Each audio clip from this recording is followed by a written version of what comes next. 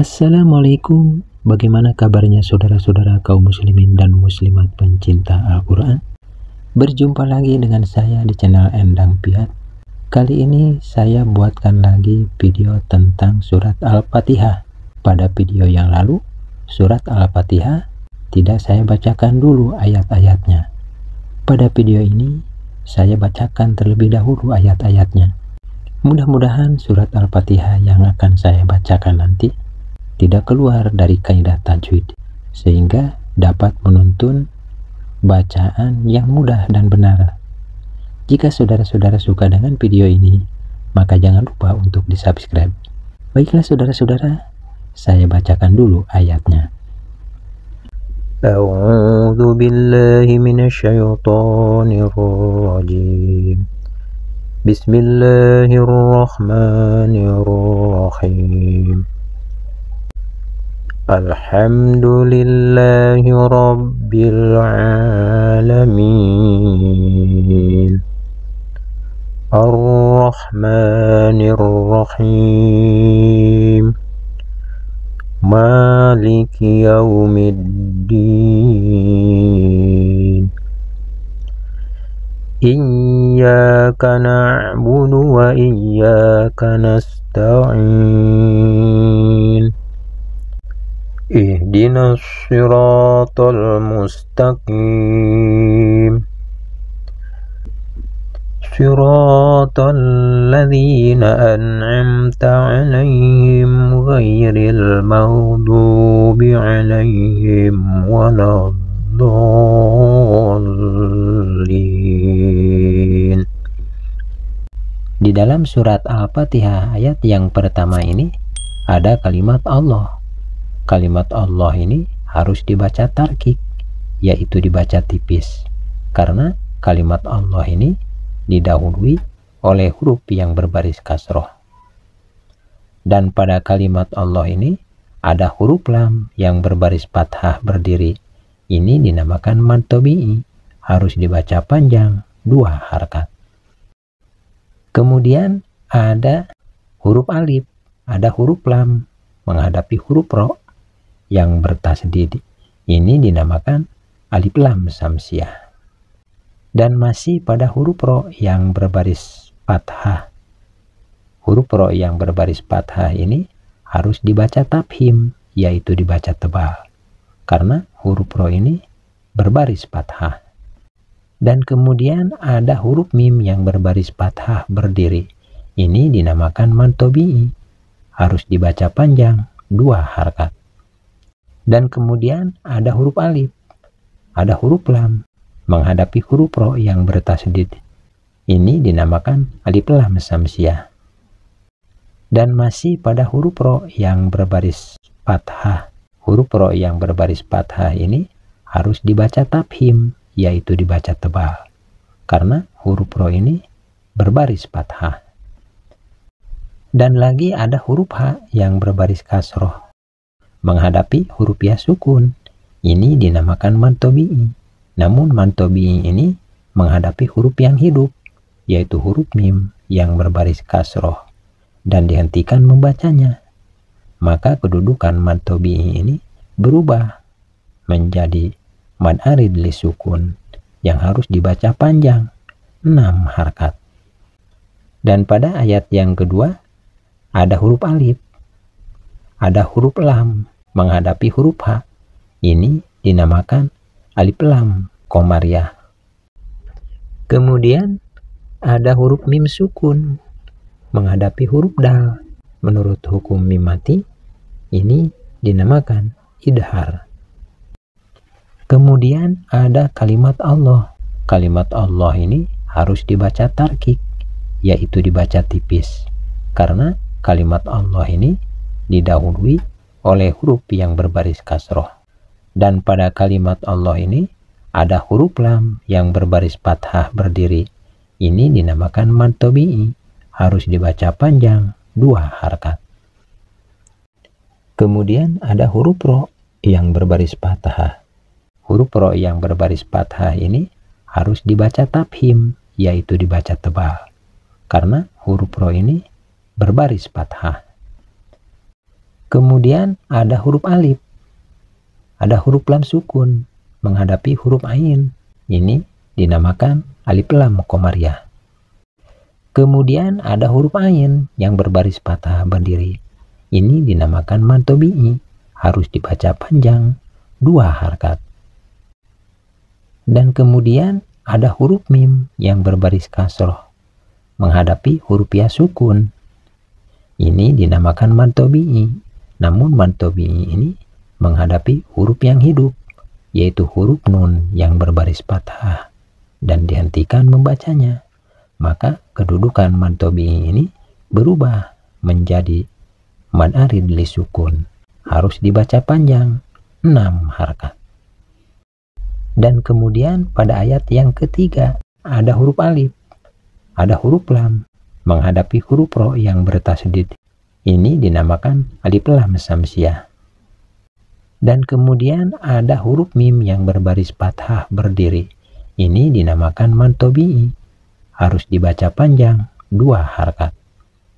Dan kemudian ada huruf alif, ada huruf lam menghadapi huruf ro yang bertasdid. Ini dinamakan alif lam samsiah. Dan lagi ada huruf ha yang berbaris kasroh menghadapi huruf ya sukun. Ini dinamakan mad tabi'i. Namun mad tabi'i ini menghadapi huruf yang hidup, yaitu huruf mim yang berbaris kasroh dan dihentikan membacanya. Maka kedudukan mad tabi'i ini berubah menjadi mad arid li sukun yang harus dibaca panjang 6 harakat. Pada ayat yang keempat ini ada huruf mim yang berbaris fathah berdiri. Ini dinamakan mad tabi'i, harus dibaca panjang 2 harakat. Dan kemudian ada huruf ya yang berbaris fathah menghadapi huruf wawu sukun. Ini bukan mad layin, tapi hanya dinamakan layin saja. Layin artinya lunak. Kemudian ada huruf alif, ada huruf lam sukun menghadapi huruf dal yang bertasdid. Ini dinamakan alif lam samsiah. Dan kemudian ada huruf dal yang berbaris kasroh menghadapi huruf ya sukun. Ini dinamakan mad tabi'i. Namun mad tabi'i ini menghadapi huruf yang hidup, yaitu huruf nun yang berbaris kasroh dan dihentikan membacanya. Maka kedudukan mad tabi'i ini berubah menjadi mad arid li sukun yang harus dibaca panjang 6 harakat. Pada ayat yang kelima ada huruf ya yang berbaris fathah menghadapi huruf alif mati. Ini dinamakan mad tabi'i, harus dibaca panjang 2 harakat.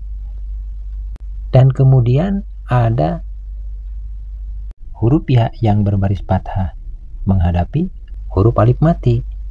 Ini dinamakan mad tabi'i, harus dibaca panjang 2 harakat. Dan kemudian ada huruf ain yang berbaris kasroh menghadapi huruf ya sukun. Ini dinamakan mad tabi'i. Namun mad tabi'i ini menghadapi huruf yang hidup, yaitu huruf nun yang berbaris doma dan dihentikan membacanya. Maka kedudukan mad tabi'i ini berubah menjadi mad arid li sukun yang harus dibaca panjang 6 harakat. Dan pada ayat yang ke-6 ada huruf alif, ada huruf lam menghadapi huruf shod yang bertasdid. Ini dinamakan alif lam samsiah. Kemudian ada huruf ro yang berbaris fathah. Huruf ro yang berbaris fathah ini harus dibaca tafhim, yaitu dibaca tebal, karena huruf ro ini berbaris fathah. Dan masih pada huruf ro yang berbaris fathah menghadapi huruf alif mati. Ini dinamakan mad tabi'i, harus dibaca panjang 2 harakat.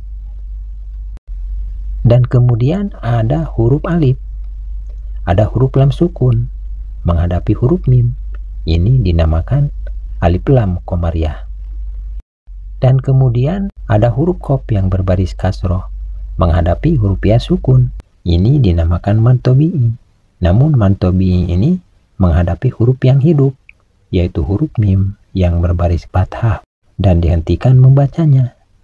Maka kedudukan mad tabi'i ini berubah menjadi mad arid li sukun yang harus dibaca panjang 6 harkat. Dan pada ayat yang ketujuh, ialah ayat yang terakhir, ada huruf ro yang berbaris fathah.